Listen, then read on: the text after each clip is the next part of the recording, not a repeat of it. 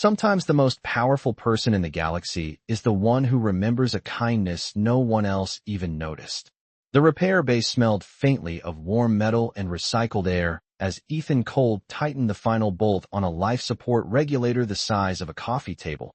The hum of generators vibrating through the deck plates beneath his boots, while cargo shuttles drifted past the wide viewport, like slow-moving whales in a sea of stars.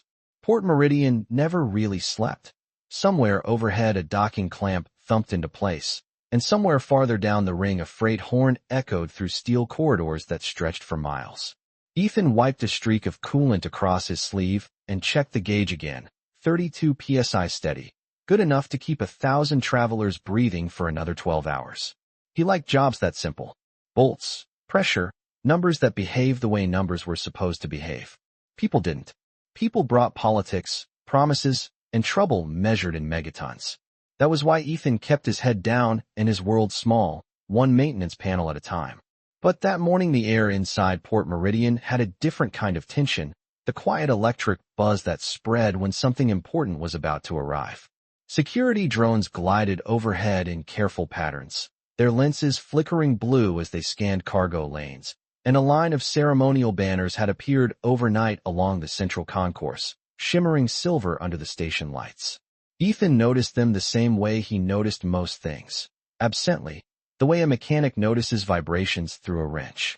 Royal delegation, someone had muttered earlier near the coffee machine, which in a place like Meridian meant diplomats, reporters, and the kind of attention that usually broke equipment faster than engineers could fix it. Ethan finished sealing the panel and pushed himself upright, stretching the stiffness from his shoulders as another vibration rolled through the structure. Not a malfunction this time. A ship. A big one. The kind that didn't dock quietly. He stepped toward the railing that overlooked the primary arrival platform just as the outer blast doors parted with a deep hydraulic sigh, and a sleek cruiser eased into the berth, its hull reflecting station lights like polished glass across a football field of alloy. The ship settled slowly, thrusters whispering against vacuum, and a moment later the concourse below filled with movement. Guards forming lines, officials adjusting uniforms, cameras lifting toward the ramp that was beginning to lower inch by inch. Ethan leaned on the railing, more curious than impressed, the way anyone might watch a parade passing through town. But then something strange happened. The woman who stepped out first did not stop for the officials waiting to greet her. She did not acknowledge the diplomatic banners or the row of armored escorts surrounding her. Instead, she paused halfway down the ramp and looked across the crowd, as if searching for something small in a sea of faces. The station seemed to hold its breath. Her skin carried a faint blue-green shimmer under the lights, and the long cloak behind her moved like liquid starlight as she descended the final steps onto the platform. Security officers stiffened, reporters leaned forward, but the princess, because that was clearly what she was, walked straight past them all and toward the maintenance railing where Ethan stood with grease on his hands and a wrench still hooked through his belt. It took him a second to realize she was looking directly at him. Her eyes held the calm focus of someone who had waited years for a moment to arrive, and when she finally stopped only a few feet away, she tilted her head slightly, studying his face as if measuring time itself.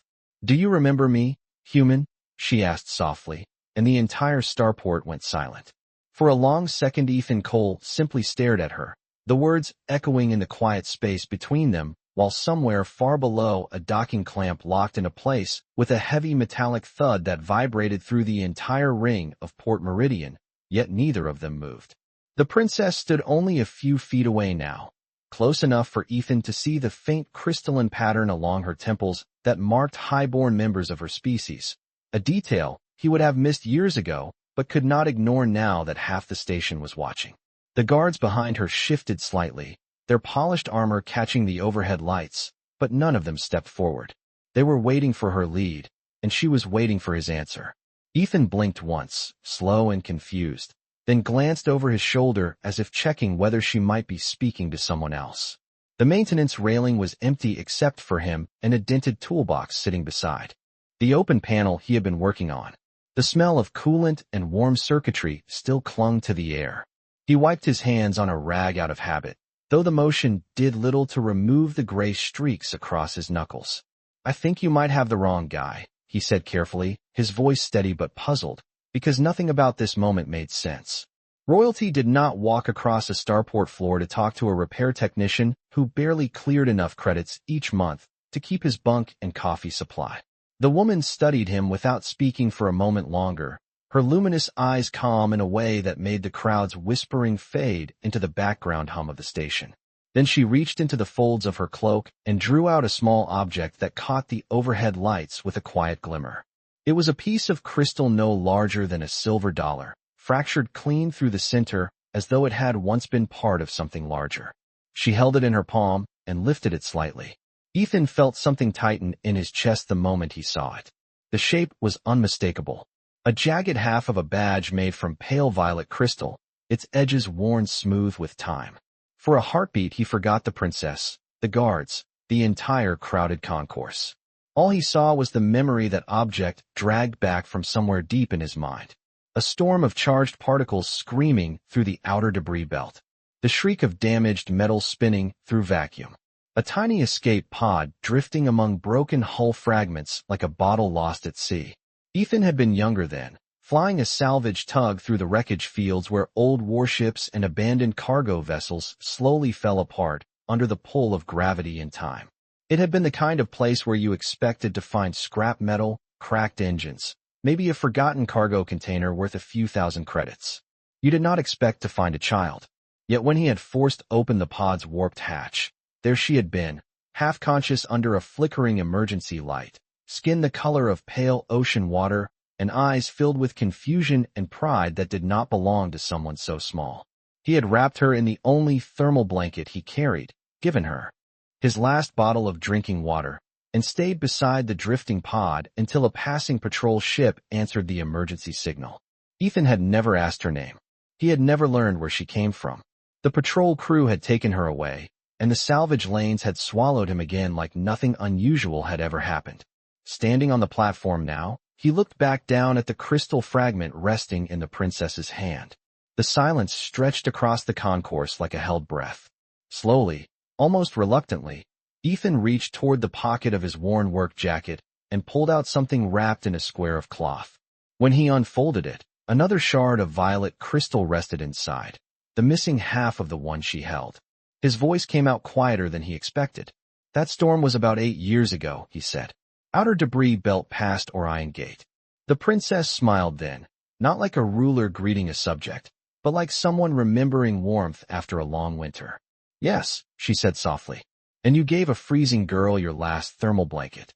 The sound that spread across Port Meridian was not loud, yet it carried the strange weight of a moment no one present had expected to witness. Dozens of station workers, diplomats, and travelers stood frozen across the wide concourse as Ethan Cole held the worn cloth in his hand, and the matching shard of violet crystal glimmered between his fingers under the white overhead lights. The princess looked down at the fragment in his palm with a quiet expression that did not belong to someone who commanded fleets and treaties. For a few seconds neither of them spoke. The humming machinery of the station seemed suddenly louder, the steady breathing of air recyclers, and the distant rumble of cargo platforms drifting through the silence like the slow heartbeat of the enormous structure surrounding them. Ethan rubbed the back of his neck, a habit he had whenever attention found him unexpectedly, and glanced around at the crowd forming a wide circle at a respectful distance. He had spent years learning how to be invisible in places like this. Invisible people finished their shifts, drank their coffee, and went home without speeches or ceremonies. Nothing about this moment felt invisible anymore.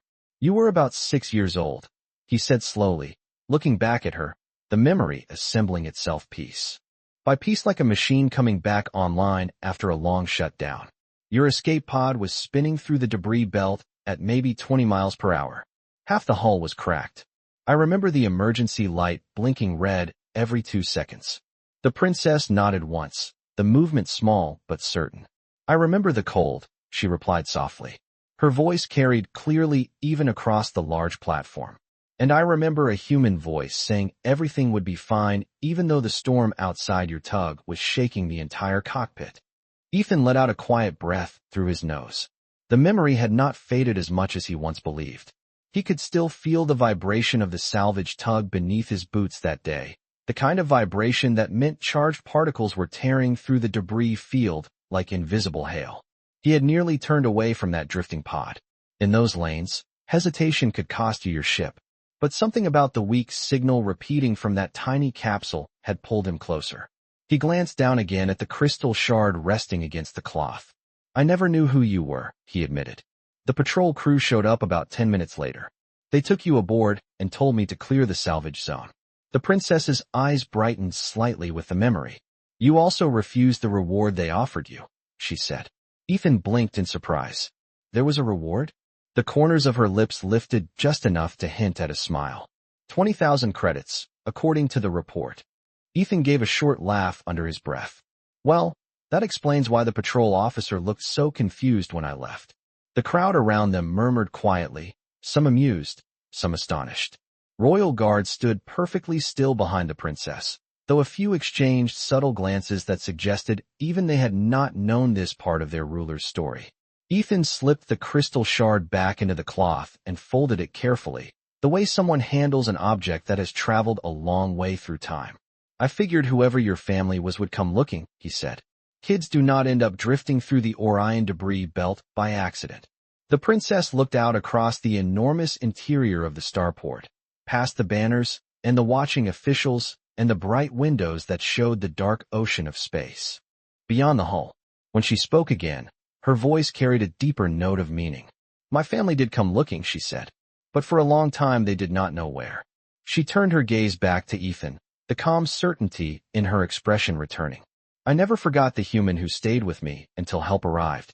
Ethan shifted his weight slightly, uncomfortable with the attention, yet unable to look away. "Well," he said quietly, "it was not exactly a heroic rescue. Just a blanket and a bottle of water." The princess shook her head gently.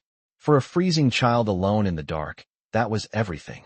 The air between them seemed warmer somehow, as though the memory itself carried heat from another time. Then the princess glanced briefly toward the docking ring where several diplomatic officials waited nervously, and when she looked back at Ethan, her voice carried a hint of urgency beneath its calm surface. "And now," she said, "I may need the help of that same human again." The words hung in the air between them long enough that Ethan almost wondered if he had heard them wrong. Around them, the enormous concourse of Port Meridian slowly came back to life, the quiet hum of machinery and distant announcements drifting through the curved metal corridors. Yet the circle of space surrounding the princess and the maintenance technician remained strangely still. Ethan shifted his weight and glanced at the diplomatic officials waiting several yards away near the ceremonial banners. Their expressions had changed from polite curiosity to cautious confusion. Royal visits were supposed to follow a schedule measured down to the second, and a princess did not usually pause her entire arrival to speak privately with a repair worker who smelled faintly of coolant and machine oil. Ethan cleared his throat.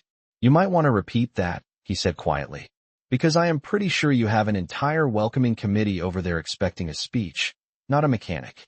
The princess followed his glance briefly toward the line of officials, their formal uniforms bright beneath the station lights, then returned her attention to him with the same calm focus that had stopped an entire starport in its tracks. "They can wait another minute," she replied. Her voice carried a soft certainty that made it clear she was used to people waiting. Ethan rubbed the back of his neck again, feeling the faint roughness of metal dust still clinging to his skin. "All right," he said. "What kind of help could someone like me possibly offer a royal delegation with a fleet parked outside the station?" For the first time since stepping off the cruiser, the princess glanced upward toward the curved ceiling where long windows revealed the quiet darkness of space beyond the station hull. Several ships from her escort formation floated in precise alignment nearly 2 miles away, their hull lights glowing like distant constellations. "My fleet can protect me from many things," she said slowly. "But fleets are not very good at noticing small problems." Ethan raised an eyebrow. "Small problems?" She nodded slightly and gestured toward the maintenance panel he had been working on only minutes earlier. "Problems like the ones you spend your life fixing."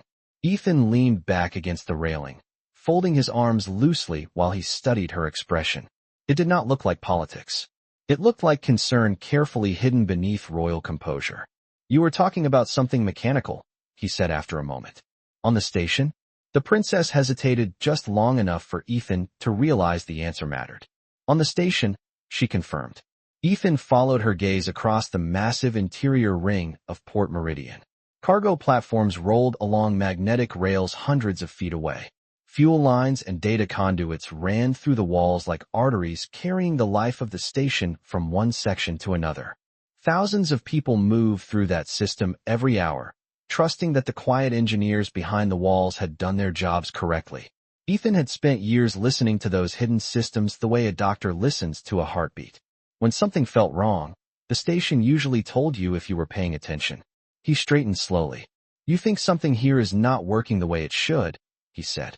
The princess did not answer immediately, but the faint tightening around her eyes told him enough.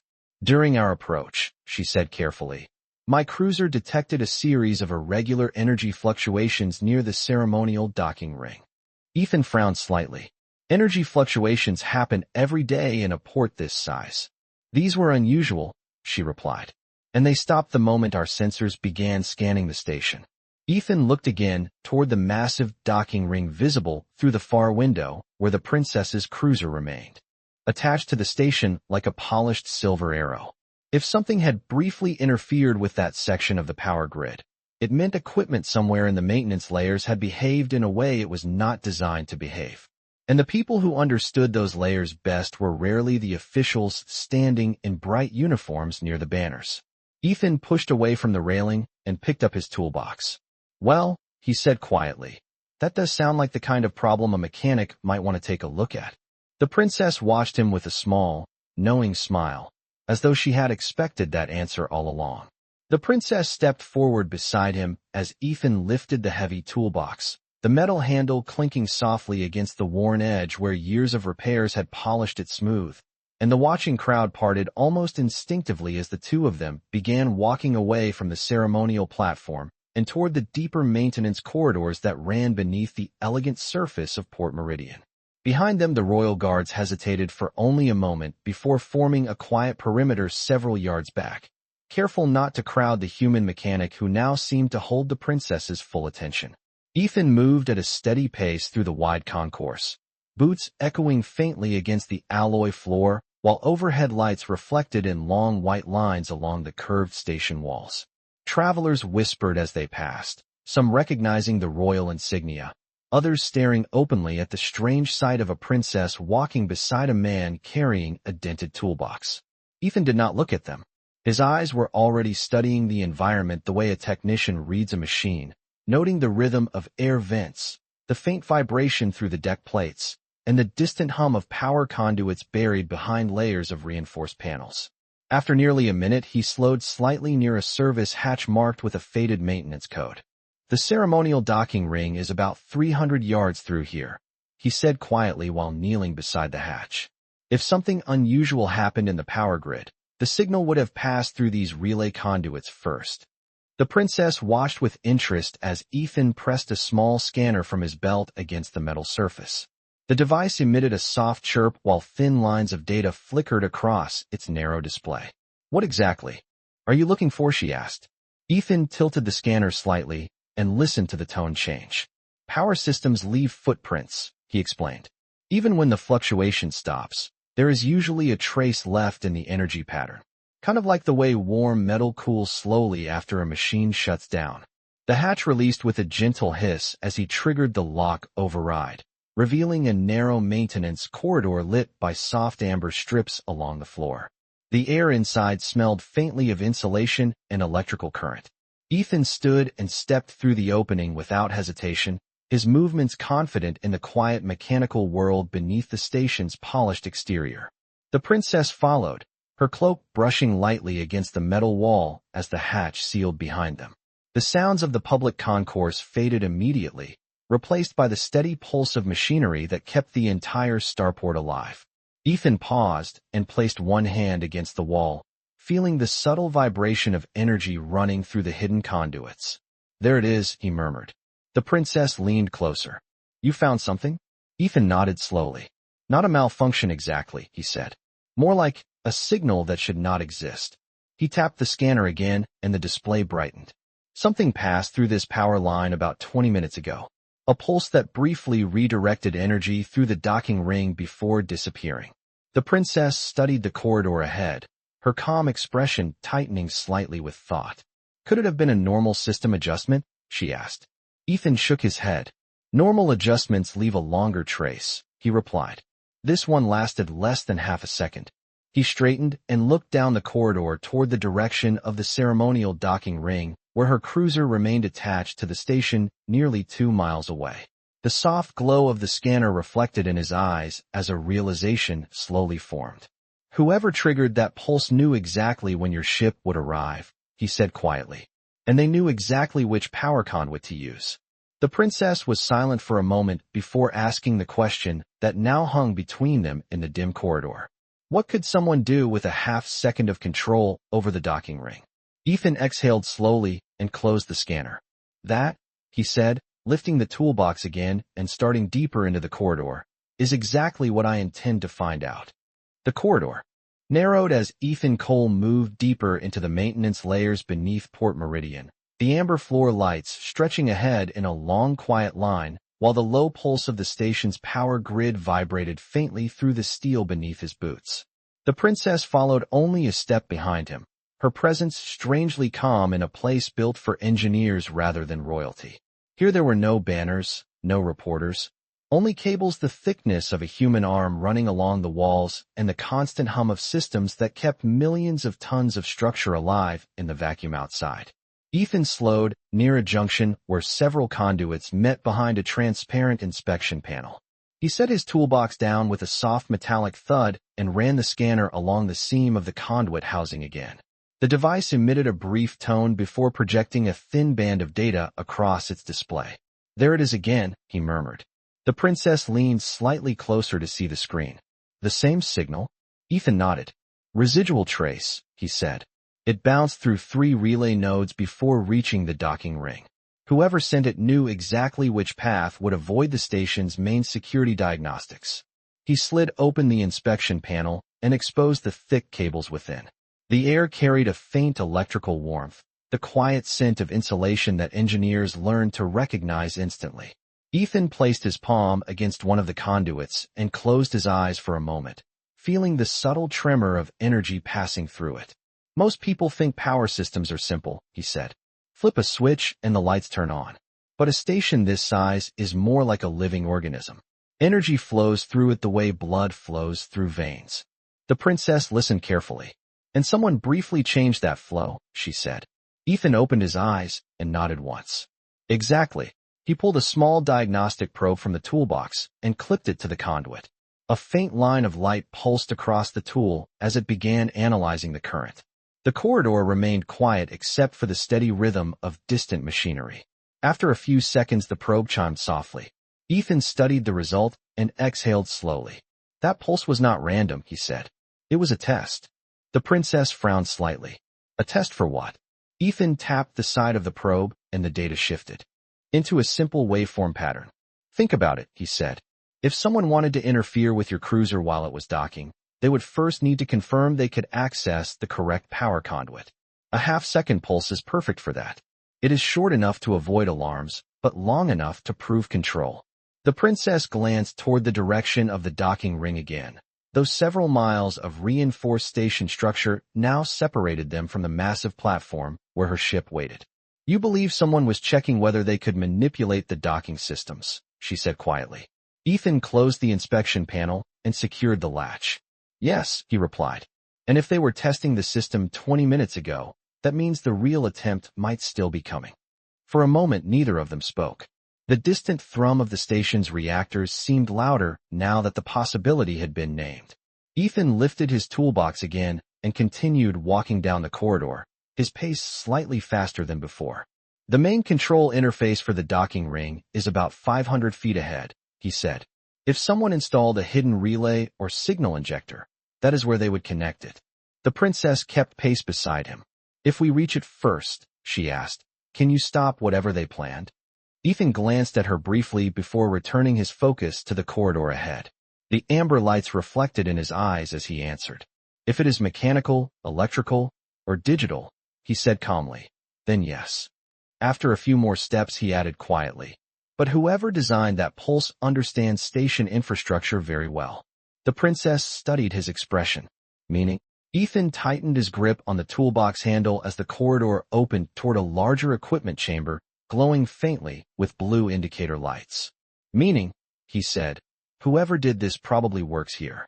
The equipment chamber opened ahead like the heart of a hidden machine, a circular room filled with tall control pillars and glowing interface panels that monitored the entire ceremonial docking ring 2 miles above them. Soft blue indicator lights pulsed across the consoles while cooling fans whispered quietly through vents along the ceiling. Ethan Cole slowed as he stepped inside, his eyes scanning the room the way a pilot scans a cockpit before takeoff. "This is the relay control hub," he said quietly while setting his toolbox. "Down beside the nearest console. Every power command that reaches the docking clamps or the guidance rails passes through here first." The princess walked slowly along the curved wall, studying the columns of cables that rose toward the ceiling like dark metal vines. "It seems quiet," she said. Ethan nodded. "That is what worries me." He opened the toolbox and removed a small diagnostic tablet, its screen lighting his face with a pale glow. As he connected it to the first console port, the room filled with a soft digital chime. Lines of data streamed across the display in narrow blue columns, while the system scanned recent command logs. Ethan leaned closer, one hand resting against the console as he read through the patterns. For several seconds, nothing unusual appeared. Energy flow charts, docking alignment corrections, routine calibrations that every large station performed hundreds of times a day. Then Ethan's brow tightened slightly. "There," he murmured. The princess stepped closer. "You found it." Ethan rotated the tablet so she could see the display. A thin spike appeared in the otherwise smooth waveform of energy activity. "That is the pulse we traced earlier," he explained. "But look at what happened immediately afterward." He expanded the data window, and several lines of code appeared beneath the energy graph. The princess studied the symbols carefully, even though they were clearly written in a technical programming format. "It looks like a command path," she said.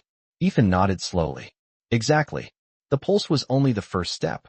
It opened a temporary route into the docking ring control system." The princess folded her hands lightly behind her back while she considered the screen. Could that route still be open now? Ethan tapped a few keys and waited while the tablet processed the request.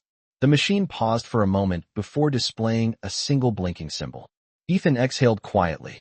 "Yes," he said. "The route is still there." The princess looked up from the display toward the ceiling where the massive docking ring extended through layers of station structure above them, meaning someone could send another command through it at any time.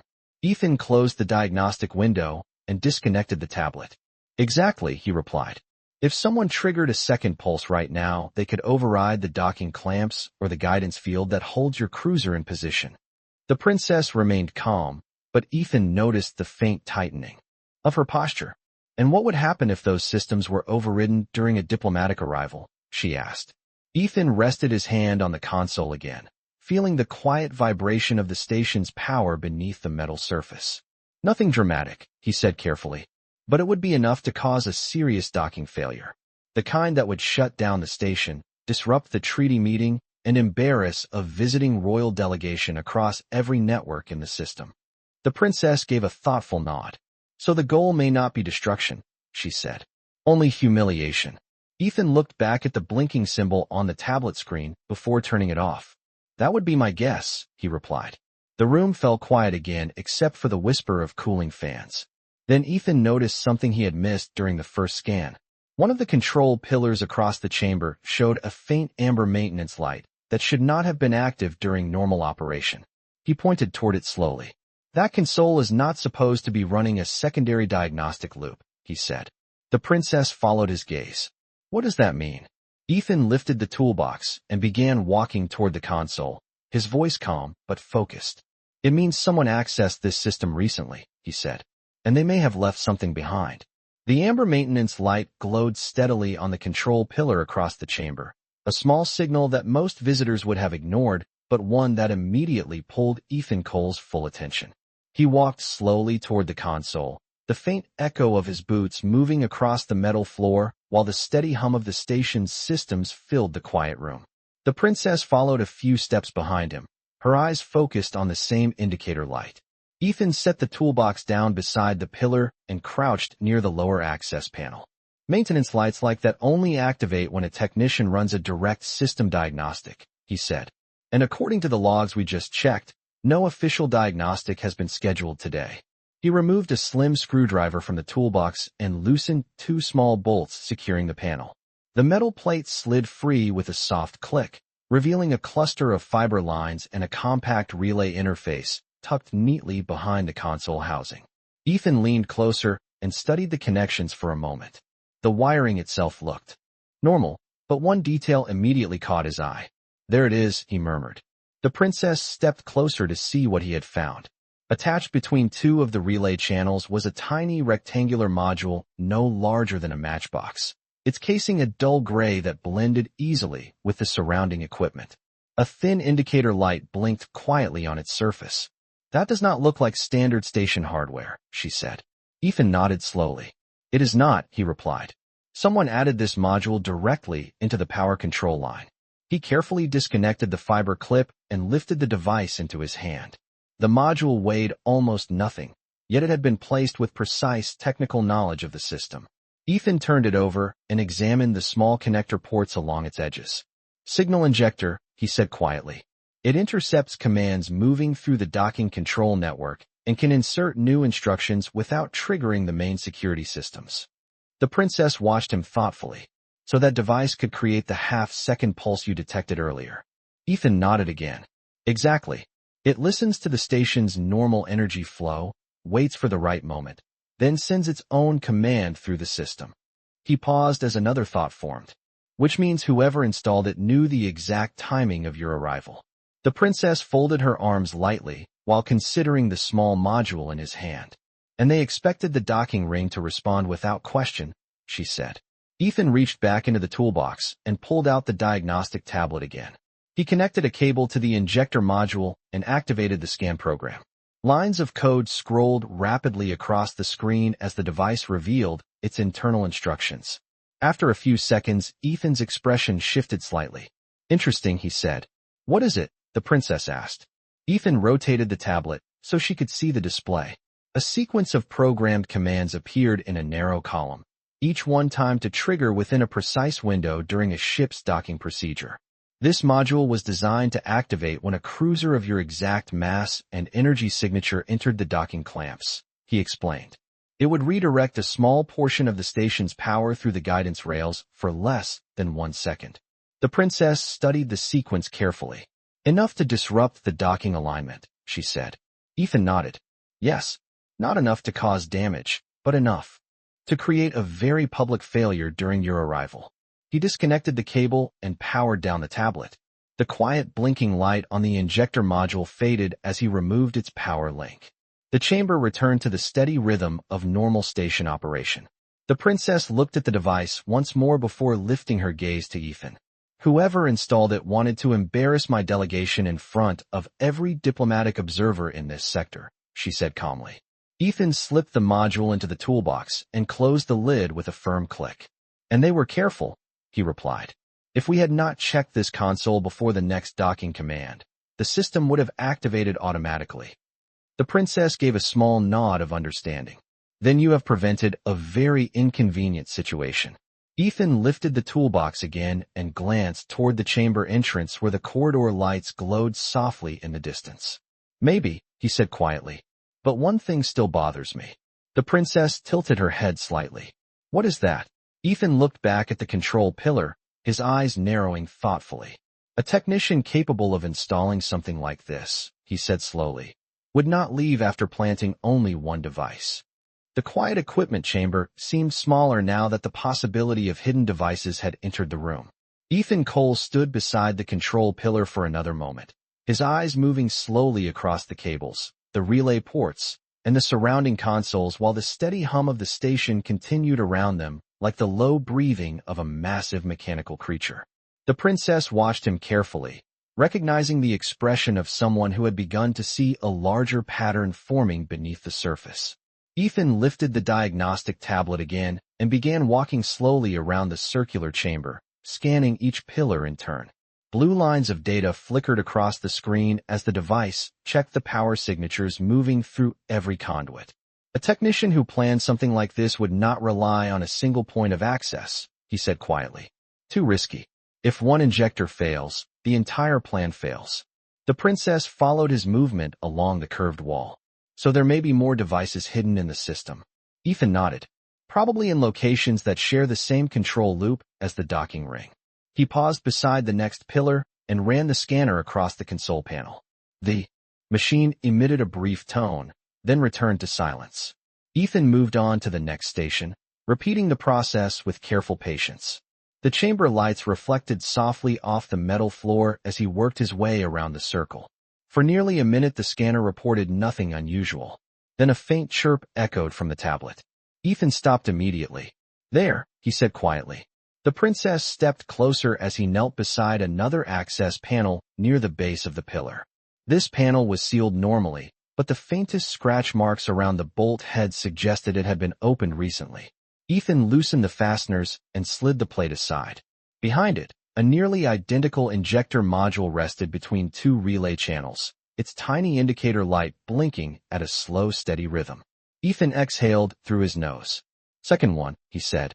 The princess folded her hands lightly as she studied the hidden device. Placed on a different conduit, she observed. Ethan nodded while disconnecting the module from the fiber line. Yes, this one feeds the station guidance array instead of the clamp system. He lifted it carefully and placed it beside the first module inside the toolbox. Two separate triggers working together. The princess looked thoughtful, meaning the docking failure would appear more convincing. Ethan closed the access panel again and stood up. Exactly. The clamps would misalign and the guidance system would confirm the error. To outside observers, it would look like a simple technical malfunction. The princess glanced slowly around the chamber, her gaze moving across the remaining consoles. And you believe there may be more. Ethan studied the tablet again, adjusting the scan parameters to search for smaller signal traces. The display flickered as the software recalibrated. After a moment, he frowned slightly. The system shows something interesting, he said. Both injectors were activated from the same remote command source. The princess leaned closer to the display. Can you trace it? Ethan hesitated for a moment before answering. Yes, he said, but the signal did not originate from outside the station. He rotated the tablet and enlarged the map of the internal network. A glowing point appeared within the station structure several hundred yards away. The command came from a control terminal inside the public concourse, he explained. Somewhere very close to the docking reception area. The princess lifted her gaze slowly toward the direction of the concourse. Far above them. So whoever did this may still be near the welcoming ceremony. Ethan closed the tablet and picked up the toolbox once more. That would be my guess. The quiet hum of the chamber seemed to grow heavier as the implications settled between them. The princess turned toward the corridor leading back to the upper levels. Then we should return before the ceremony begins. Ethan nodded and followed her toward the exit. As the amber lights of the maintenance corridor stretched ahead once again, he glanced briefly at the toolbox containing the two small injector modules. Because if someone is watching, he said quietly, they are probably waiting to see whether their devices worked. The amber lights of the maintenance corridor stretched ahead as Ethan Cole and the princess moved quickly back toward the upper levels of Port Meridian, the quiet hum of machinery surrounding them like the steady breathing of the massive station. Ethan carried the toolbox in one hand, its metal frame softly knocking against his leg with each step, while the two hidden injector modules rested inside like small silent secrets. The princess walked beside him with calm determination, her expression thoughtful but focused as they approached the ladder lift that connected the service corridors to the public concourse above. When the lift platform activated, it rose smoothly through the vertical shaft, carrying them upward through layers of cables, pipes, and structural beams that formed the hidden skeleton of the station. As the lift door opened onto the main concourse, the atmosphere changed immediately. Bright white lights reflected off polished metal floors, and the distant murmur of hundreds of voices filled the enormous space once again. Diplomatic banners still hung along the reception platform, and several reporters were gathered near the central walkway with recording devices ready. Ethan paused for a moment near the edge of the corridor and glanced across the wide chamber. "Whoever sent that signal will be expecting the docking ceremony to begin soon," he said quietly. "If their plan was to embarrass your delegation, they will want to see the result." The princess nodded slightly while observing the crowd. "And if the docking failure never happens," she said, "they may realize something went wrong with their devices." Ethan set the toolbox down beside a maintenance column and opened it carefully, revealing the two small injector modules resting inside. He lifted one of them and turned it in his fingers while studying the blinking diagnostic port along its edge. "Devices like these are usually paired with a monitoring receiver," he explained.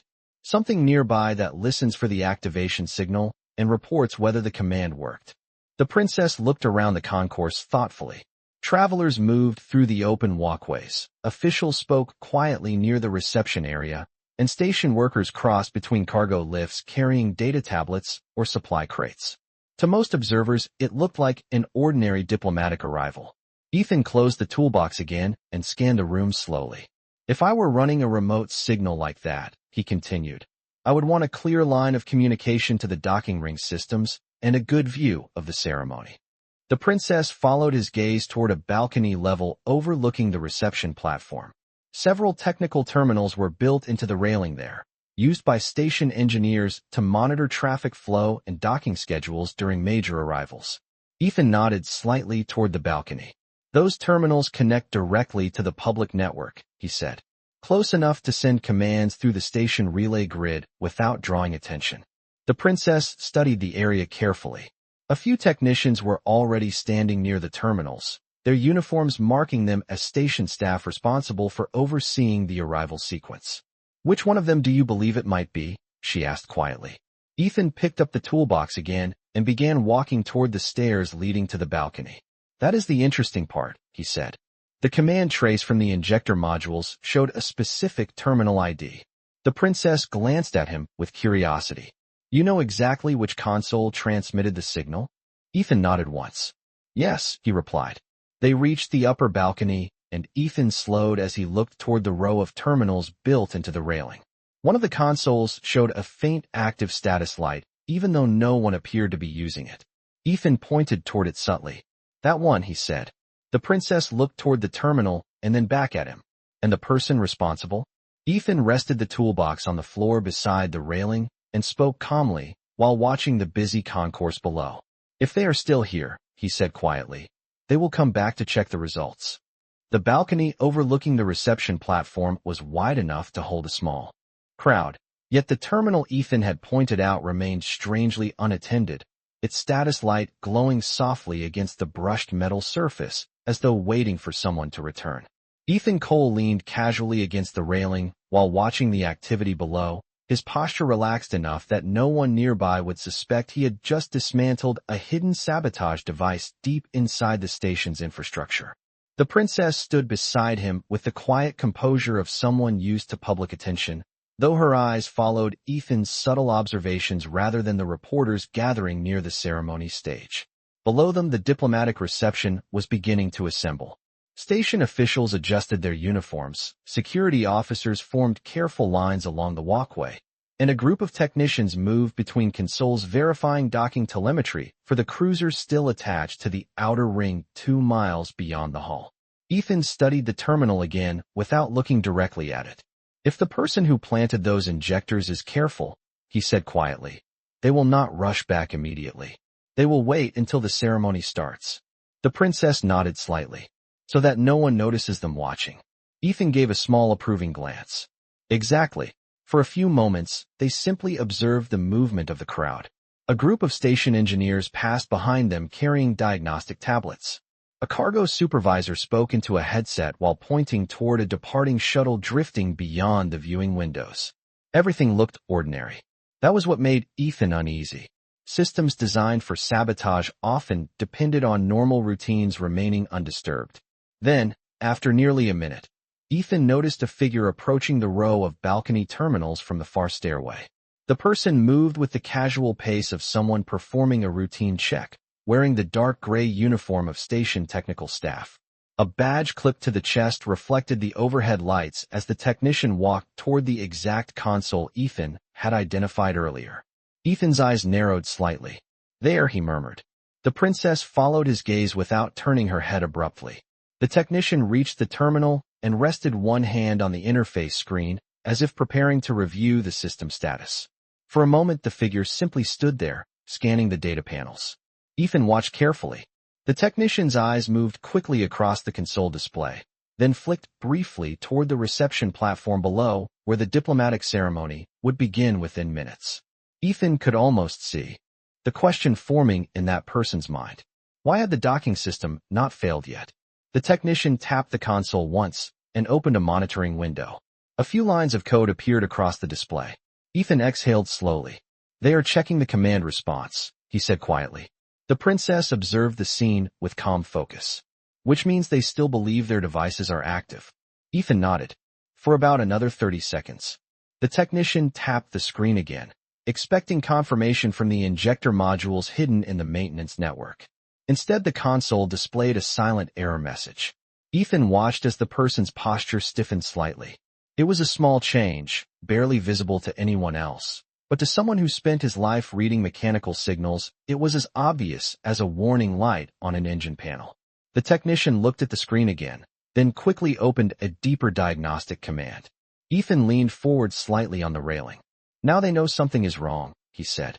The princess turned her eyes toward him for a moment. What will they do next? Ethan kept watching the technician at the terminal, who now glanced quickly around the balcony, as if making sure no one was observing too closely. Ethan answered quietly. "If they are smart," he said, "they will try to shut down the evidence." The technician's posture changed the moment the console returned its silent error response. It was not dramatic, just a subtle tightening of the shoulders and a second glance at the display that lasted a fraction longer than routine. To anyone else on the balcony, it might have looked like an ordinary systems check, but to Ethan Cole, it was as clear as a warning alarm on a failing engine. The person at the terminal quickly opened another diagnostic window and began typing a sequence of commands, fingers moving faster now with the quiet urgency of someone who expected a system to respond in a certain way and had just learned that it did not. Ethan leaned slightly closer to the railing, watching without appearing to watch. "They are trying to reach the injector modules," he said quietly. The princess remained calm beside him, her attention fixed on the technician while the activity of the reception platform below continued to grow. "But the modules are no longer connected," she said. Ethan nodded. "Which means the console is reporting a communication failure." The technician paused again, then entered a second command that opened a deeper network channel. A moment later, the screen flashed another error symbol. Ethan could almost hear the thought forming in that person's mind. The plan had failed, and something had interfered with it. The technician glanced around the balcony more carefully this time, scanning the nearby terminals and the technicians working along the rail. Ethan remained relaxed, one arm resting casually against the metal barrier as though he were simply observing the ceremony preparations below. The princess mirrored the same calm composure, her posture unchanged despite the tension building quietly between the three of them. "What will they try now?" she asked softly. Ethan kept his eyes on the technician's hands moving across the console. "First they will attempt to erase the command trace," he replied.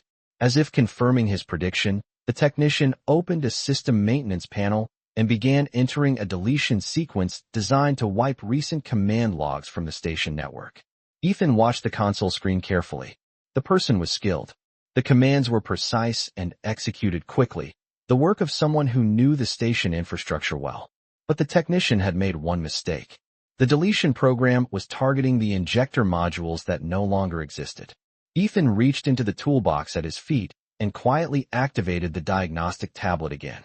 The screen illuminated softly as he connected it to the public monitoring port beneath the balcony rail. Lines of data began streaming across the display, revealing the technician's commands as they moved through the station network. "They are trying to clear the evidence," Ethan murmured. The princess glanced at the tablet briefly. "Can they succeed?" Ethan shook his head slightly. "Not anymore." He tapped the screen and opened the system audit log that recorded every command issued from the balcony terminal. The technician below continued typing, unaware that each attempt to erase the system history was now being recorded by a secondary monitoring program Ethan had just activated. For a moment, the technician stopped typing and stared at the screen again. clearly realizing the deletion sequence had not worked as expected. The person's shoulders stiffened slightly. Ethan closed the tablet and slipped it back into the toolbox. Now they understand the system is resisting them, he said quietly. The princess watched the technician closely. And what happens when they realize someone is watching their commands? Ethan lifted the toolbox and stepped away from the railing. That depends on how confident they are, he replied. The technician at the console hesitated for another second, then slowly turned away from the terminal as though preparing to leave the balcony. Ethan's eyes followed the movement carefully. But one thing is certain, he added softly. They will not leave without checking who discovered their work. The technician stepped away from the console with careful composure. But the brief hesitation in the movement was enough for Ethan Cole to recognize the moment of decision taking place behind that calm exterior. The person paused near the balcony railing and looked down toward the reception platform where the diplomatic ceremony was about to begin. Officials were gathering below the banners, security officers were adjusting their positions, and the cruiser outside the station windows still hung perfectly aligned in the docking clamps 2 miles beyond the hull. From the outside, everything appeared exactly as planned. That was the problem. Ethan lifted the toolbox from the floor and walked slowly along the balcony toward the terminal where the technician had been standing moments earlier. The princess followed beside him, her expression calm but observant. As Ethan reached the console, he placed the toolbox down and tapped the interface screen once. The command log immediately appeared again, displaying the technician's recent attempts to erase the injector signal from the system record. Ethan studied the data for a moment before glancing toward the stairway where the technician had begun to leave the balcony. They are not running, he said quietly. They are waiting. The princess looked toward the same stairway and noticed the figure standing just beyond the railing, no longer pretending to work, but no longer attempting to hide either. The technician slowly stepped back onto the balcony walkway, the overhead lights reflecting off the identification badge clipped to the uniform. You discovered the modules faster than expected, the technician said calmly. The voice carried across the short distance without anger, almost with curiosity. Ethan rested one hand on the console and looked at the person with the relaxed posture of someone who had already solved the mechanical puzzle in front of him. The devices were well designed, he replied. But you underestimated how quickly the station logs could reveal their command path. The technician glanced briefly at the console where the audit log remained open. I see that, the person said. The princess stepped forward slightly, her voice steady. Your intention was to disrupt the docking ceremony, she said. The technician nodded once. Not disrupt, the person corrected calmly. Demonstrate vulnerability. Ethan raised an eyebrow slightly. By causing a docking failure in front of half the diplomatic network. The technician gave a faint shrug. A symbolic malfunction can carry powerful messages. For a moment the three of them stood quietly on the balcony while the sounds of the ceremony preparations continued below. Ethan finally reached down and opened the toolbox, revealing the 2 small injector modules resting inside. You placed them carefully, he said. But the system noticed the signal traces. The technician studied the devices for a moment and then looked back toward the princess. Which means your arrival will proceed without incident. The princess met the technician's gaze calmly. Yes, she said. It will. The technician remained silent for a moment before speaking again. Then the message changes, the person said quietly. Ethan closed the toolbox with a soft click. Messages have a habit of changing when someone fixes the machine before it fails, he replied. The technician looked once more at the busy reception platform below and then turned toward the stairway again, the expression thoughtful rather than defeated. Ethan watched the figure disappear down the steps before resting his arms on the balcony railing beside the princess. Below them, the ceremony announcer's voice began echoing across the concourse as the official welcome finally started. The cruiser remained perfectly steady in the docking clamps. The princess glanced at Ethan and allowed a small smile to appear. It seems, she said softly, that the human with the toolbox has rescued me once again. Ethan looked out toward the stars beyond the station windows and gave a quiet shrug. Just fixing another machine, he said.